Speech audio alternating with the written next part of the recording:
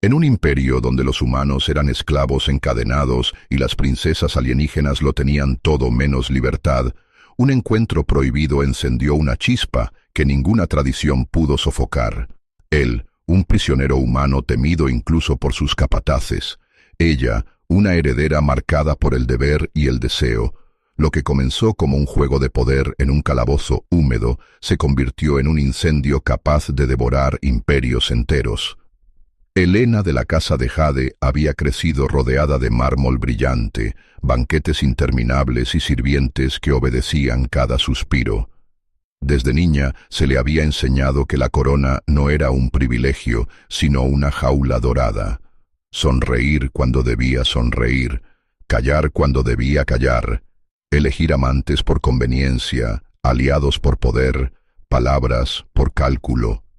Todo en su vida estaba trazado como un guión escrito siglos antes de que naciera, pero a sus 19 ciclos estelares, Helena había aprendido a ocultar algo que ni sus tutores ni sus consejeros podían sofocar: un hambre. No era hambre de joyas ni de tierras, sino de algo prohibido, de algo que los muros del palacio jamás podrían ofrecerle. Ese algo tenía nombre: Darío. Lo había escuchado primero en susurros de sirvientes y soldados, un humano, un esclavo traído de las guerras fronterizas. No como los demás, quebrados y sumisos, sino fiero, indomable, con cicatrices que contaban batallas y ojos que desafiaban cada cadena. Un rumor decía que 3 capataces habían intentado someterlo y habían terminado sangrando en el suelo. Otro decía que él había escupido en el rostro de un noble antes de que lo encerraran en el calabozo. Para Helena, esos rumores no eran advertencia, sino invitación. La primera vez que bajó al calabozo, lo hizo de noche, cubierta con una capa de seda oscura. No había escolta, solo un deseo que la quemaba más fuerte que el miedo. Los guardias la dejaron pasar sin preguntas. Nadie cuestionaba a la heredera de Jade, y allí, en la penumbra húmeda, lo vio. Darío estaba encadenado a la pared, los músculos tensos bajo una piel curtida de cicatrices. No alzó la vista de inmediato. No hizo la reverencia que otros esclavos habrían hecho al verla. Cuando finalmente la miró, lo hizo como un igual, como un depredador que observa a otro. Ese instante rompió algo dentro de ella. «Así que eres el famoso humano», dijo Helena, con voz que pretendía ser firme, pero que vibraba con una curiosidad peligrosa. Darío sonrió, apenas un gesto. «Y tú debes de ser la princesa que se aburre de sus banquetes». La insolencia la atravesó como un dardo. Cualquier otro habría sido azotado por menos. Pero en vez de ofenderse, Helena sintió que el corazón se le aceleraba. Nadie le hablaba así. Nadie se atrevía. «Deberías temerme», replicó, dando un paso más cerca. «Y tú deberías temerte a ti misma», respondió él, encadenado, sin bajar la mirada. El silencio que siguió fue más intenso que cualquier amenaza. Aquella visita que debía durar minutos se convirtió en horas. Helena le preguntó sobre la guerra, sobre los humanos, sobre lo que significaba ser libre.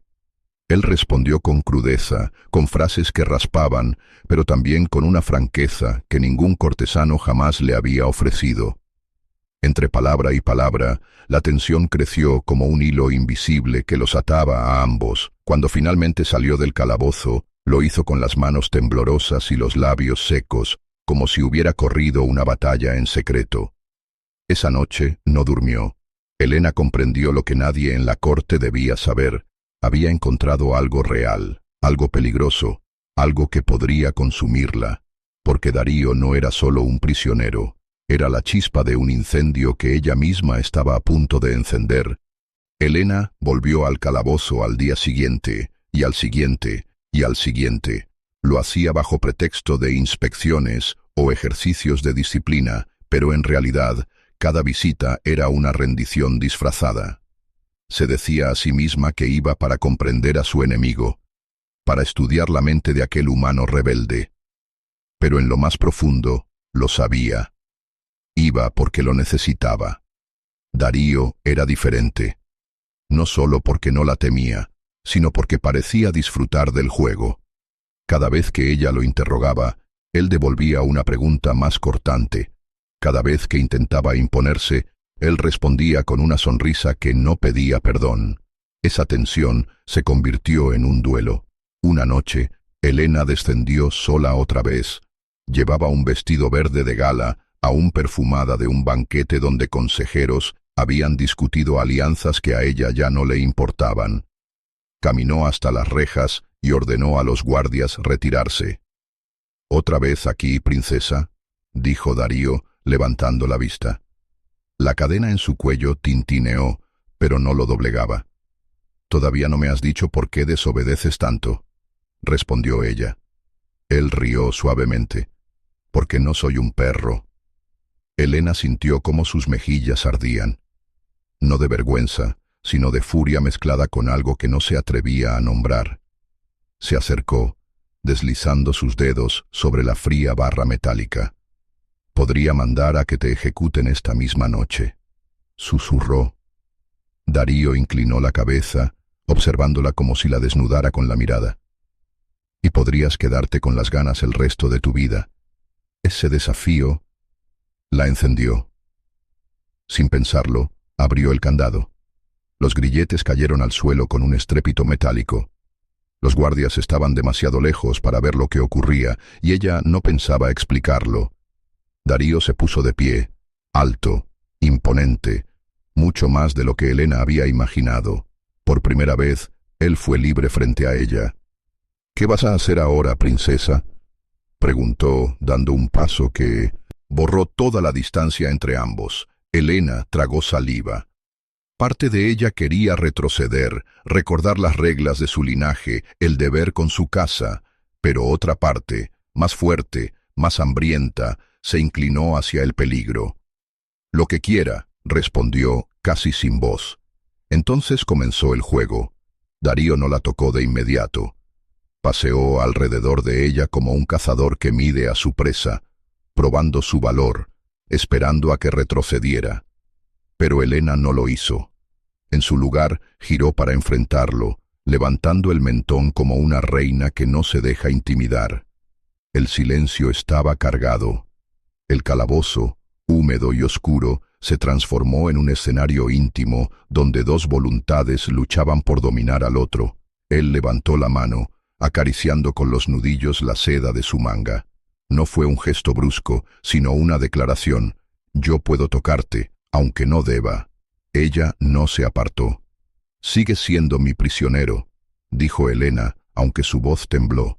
«Y tú sigues siendo mi prisionera», replicó él, con una sonrisa feroz. Era un pulso de poder, pero también de deseo.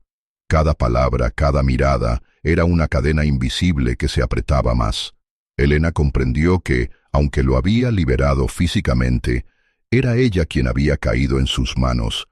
Y sin embargo, no quería escapar. En ese calabozo nació un pacto no escrito.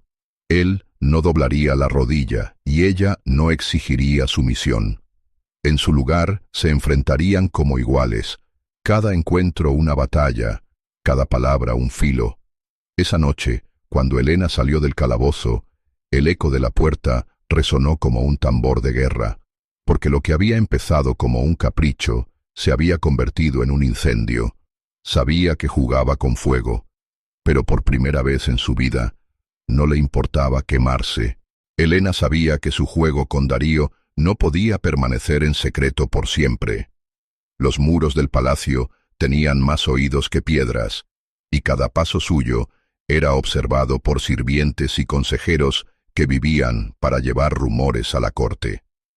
No pasó mucho antes de que la noticia llegara a su padre. La heredera se había encaprichado con un esclavo humano. En un imperio donde la pureza de la sangre lo era todo, aquello era una traición peor que la herejía.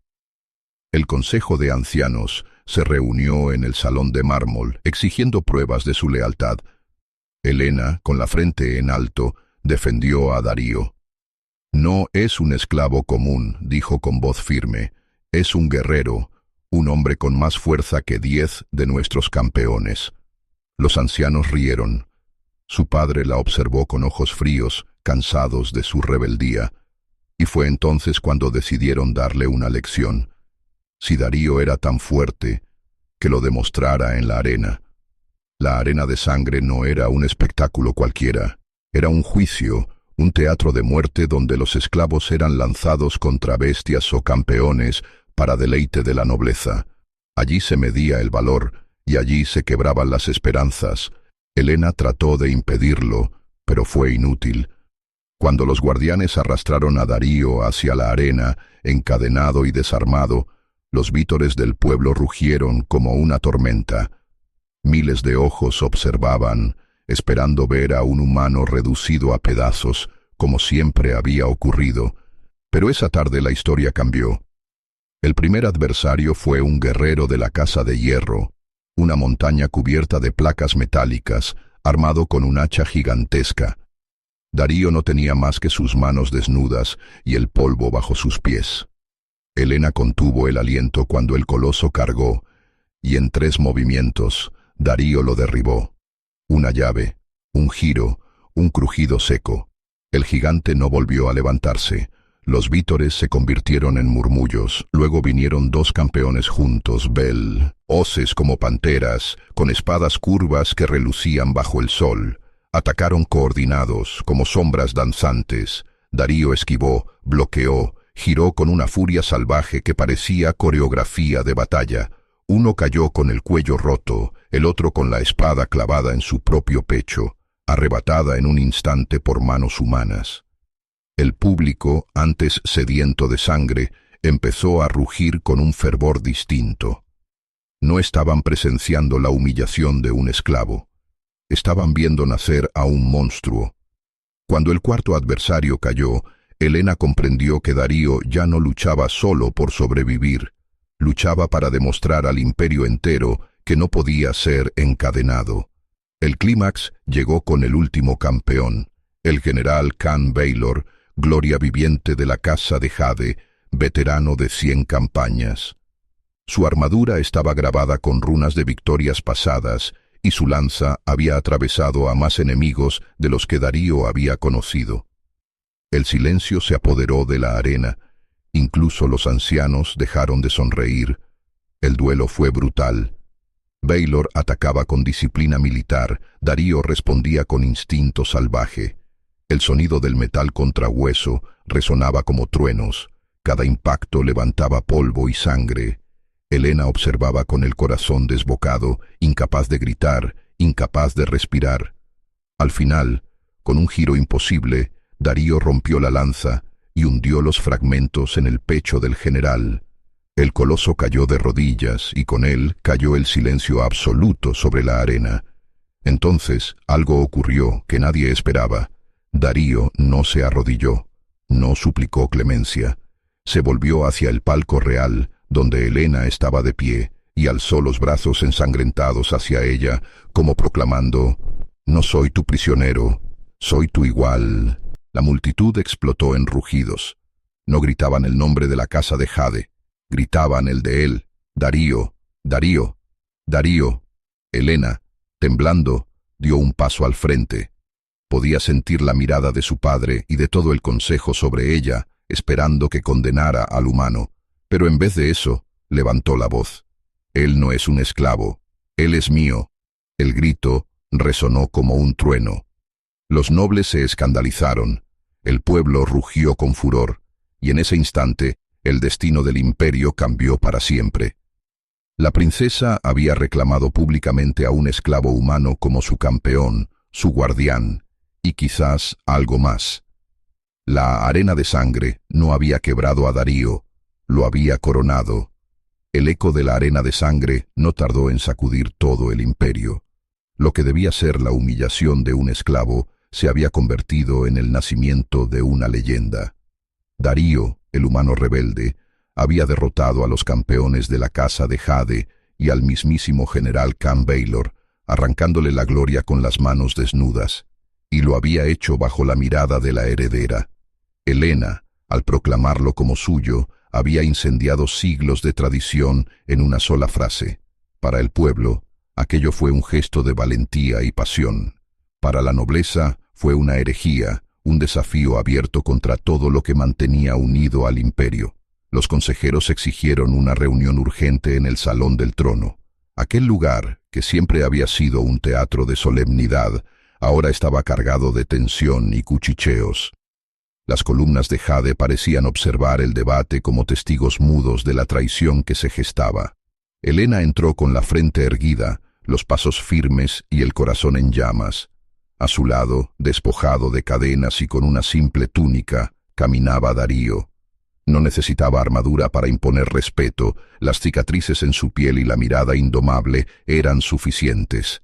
Los nobles lo observaron con repugnancia, pero también con un miedo que trataban de ocultar. El canciller, anciano y tembloroso, alzó la voz. «Esto es una ofensa al linaje, princesa. Un humano no puede compartir tu sombra, y mucho menos tu sangre». Helena no se inmutó. «Este humano ha demostrado más valor y fuerza que todos los campeones de nuestras casas. ¿Qué mayor derecho que ese?». Las voces se alzaron en protesta. Algunos exigían la ejecución inmediata de Darío. Otros, más prudentes, murmuraban sobre el peligro de provocar una revuelta del pueblo, que ya coreaba su nombre en las calles.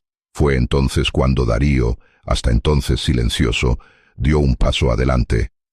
«No necesito vuestra aprobación», dijo con voz grave que resonó en el salón. «No vine a rogar un lugar en vuestro mundo, vine a tomar lo que me pertenece». Un murmullo de indignación recorrió la sala. Varios guardias desenfundaron armas, pero Helena levantó la mano. Nadie se movió. Darío alzó la lanza rota del general que había vencido en la arena. La había llevado como trofeo y ahora la levantaba como estandarte. «Vuestro imperio se sostiene sobre esclavos encadenados y tradiciones muertas. Yo no me arrodillaré ante un trono podrido. Si queréis que me someta, venid y arrancadme la vida». El silencio se hizo denso como humo. Nadie se atrevió. Ni uno solo de los consejeros, ni siquiera los guardias, se movieron. Porque en el fondo sabían que aquel humano, aquel salvaje, había demostrado ser más temible que todos juntos. Helena sonrió. Su corazón latía con un orgullo salvaje. «Lo escucharon», dijo, mirando a todos los presentes. «Él no pide permiso, y yo tampoco. A partir de hoy, Darío no es esclavo ni prisionero. Es mi guardián, mi amante y mi rey». La palabra cayó como un rayo. El trono de jade, símbolo de milenios de poder, ardió de repente con un nuevo fuego, porque en ese instante el imperio dejó de pertenecer a los ancianos y pasó a manos de dos rebeldes, una princesa que se atrevió a desobedecer y un humano que no conocía el miedo. Algunos consejeros cayeron de rodillas, jurando lealtad para salvarse. Otros salieron del salón furiosos, prometiendo venganza. Pero lo que había comenzado ya no podía detenerse. Esa noche, las torres del palacio se iluminaron con llamas. No eran de celebración, sino de guerra. Las facciones de la nobleza empezaron a dividirse, preparando conspiraciones y ejércitos. En los barrios bajos, en cambio, los esclavos y sirvientes repetían un nuevo grito: «Darío, el rey humano, el elegido de la princesa». Helena, de pie junto a él, miraba las llamas en el horizonte. Sabía que no había vuelta atrás. Había elegido el camino de la rebelión, y lo había hecho con el hombre que encendía en ella un fuego más poderoso que cualquier corona. El trono de fuego no era un símbolo vacío. Era el inicio de una guerra, y en esa guerra ella y Darío lucharían no como princesa y esclavo, sino como iguales, como amantes, como soberanos de un imperio que aún no existía, pero que ya ardía en el corazón de todos los que los observaban. El anuncio de Helena y Darío en el salón del trono fue como arrojar una antorcha encendida sobre un campo seco. El imperio se fracturó en cuestión de horas. La nobleza, dividida entre los que buscaban preservar su linaje y los que temían la fuerza del pueblo, comenzó a conspirar. Mientras tanto, en las calles, la voz del humano vencedor se esparcía como un rugido: «Darío, el rey nacido en cadenas». Los esclavos, que hasta entonces habían caminado cabizbajos y temerosos, Encontraron en él un símbolo. En las minas, en los talleres, en las cocinas del palacio, se repetía su nombre con reverencia y esperanza. Nunca antes un esclavo había humillado a los campeones de las casas nobles. Nunca antes una princesa se había atrevido a desafiar las leyes para proclamar su unión con un prisionero. La rebelión no necesitó planes elaborados. Bastó la chispa. Las primeras luchas estallaron en los pasillos del palacio. Un grupo de consejeros intentó capturar a Darío y asesinar a Helena para restaurar el orden, pero se encontraron con una sorpresa. Los guardias que creían fieles se volvieron contra ellos. Hombres y mujeres que habían sido tratados como herramientas liberaron sus espadas y las alzaron en nombre de la princesa y del humano. El palacio se convirtió en un campo de batalla. El mármol reluciente se manchó de sangre. Los tapices bordados con escenas de victorias pasadas fueron desgarrados en pedazos durante los combates. Los tronos dorados, símbolos de autoridad, se usaron como barricadas improvisadas. Darío lideraba desde el frente. Con cada movimiento, con cada golpe, demostraba que no era un rey de palabra, sino de acción. No portaba armadura reluciente ni insignias de poder, solo la lanza rota del general que había vencido en la arena. Pero en sus manos, aquel arma era más temida que cualquier espada forjada en los talleres reales. A su lado, Helena no se escondía, vestida con ropas de batalla, con el cabello recogido en una corona improvisada de hierro, blandía una espada ligera aprendida de los entrenamientos que su padre le había permitido solo como adorno. Pero esa noche, cada corte que daba estaba cargado de convicción. «Por la libertad», gritaba Darío, «por un nuevo imperio», respondía Helena. El pueblo los escuchaba y se unía. Los esclavos arrancaban grilletes de sus muñecas y los usaban como armas. Los sirvientes, hartos de siglos de humillación, apuñalaban a sus amos mientras dormían. Los jóvenes nobles, atraídos por la fuerza de la princesa rebelde, se pasaban a su bando en busca de gloria y un nuevo lugar en la historia. La guerra civil duró 3 días y 3 noches. Las hogueras iluminaban el cielo sobre la ciudad imperial. El rugido de los combates no cesaba, ni de día ni de noche. Cada calle era una trinchera. Cada torre, un estandarte de guerra. Al amanecer del 4.º día, el viejo emperador fue derrocado.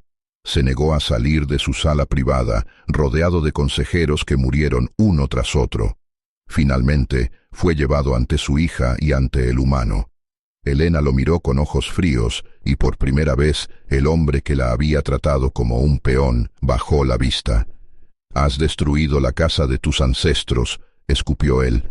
«No, padre», respondió ella. «He fundado la mía».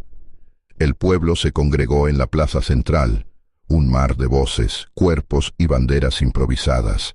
Sobre una plataforma erigida con maderas y piedras arrancadas de los templos, Helena y Darío fueron proclamados. Ella, la heredera rebelde, ya no era princesa, era reina. Él, el esclavo convertido en guerrero, fue coronado como rey. Las voces rugieron con una sola palabra que atravesó las murallas y retumbó en las estrellas. Darío y Helena. Darío y Helena. Darío y Helena. El fuego de la rebelión aún ardía en los restos del palacio, pero entre las llamas se levantaba un nuevo imperio, no uno construido sobre la esclavitud y la tradición, sino sobre la fuerza, la pasión y la unión prohibida de 2 mundos. Darío alzó la lanza rota hacia el cielo y gritó: «Hoy dejamos atrás las cadenas, hoy comienza nuestra era», y el pueblo rugió, jurando fidelidad no solo a un trono, sino a una historia que se estaba escribiendo con sangre, deseo y fuego. Las llamas de la rebelión todavía humeaban cuando Helena y Darío se sentaron por primera vez en el trono reconstruido. No era ya el asiento frío y ornamental de la casa de jade, tallado en mármol verde y adornado con joyas que no significaban nada para el pueblo. Ahora el trono estaba hecho de hierro fundit, o de las cadenas que los esclavos habían roto en la guerra. Cada eslabón derretido, cada fragmento forjado, Era un símbolo de lo que habían destruido y de lo que estaban construyendo. El pueblo lo llamó el trono de hierro vivo, porque no brillaba con la ostentación de los antiguos, sino que palpitaba con la memoria del dolor y de la libertad. Darío y Helena no gobernaban como los monarcas de antaño. No había distancia entre ellos y su gente. Caminaban entre los esclavos liberados, escuchaban a los soldados en los campamentos, compartían pan y vino en las plazas con quienes habían luchado en la rebelión. El nuevo imperio no se fundaba en protocolos vacíos, sino en la fuerza y la pasión de quienes se habían levantado juntos. Aun así, la guerra no había terminado del todo. Las casas nobles que habían huido al inicio de la rebelión reunían ejércitos en la frontera, esperando el momento de reclamar lo que creían suyo. En las sombras, asesinos acechaban, enviados por clanes que no aceptaban ver a un humano en el trono. Pero cada intento fracasaba. ¿Por qué? Porque Darío ya no era solo un esclavo convertido en rey, era un mito viviente. Sus enemigos lo llamaban el Sangriento, sus aliados lo llamaban el Libertador. Su mera presencia en el campo de batalla inspiraba terror y esperanza a la vez. Y Helena, la reina que había desafiado siglos de tradiciones, no se quedaba atrás.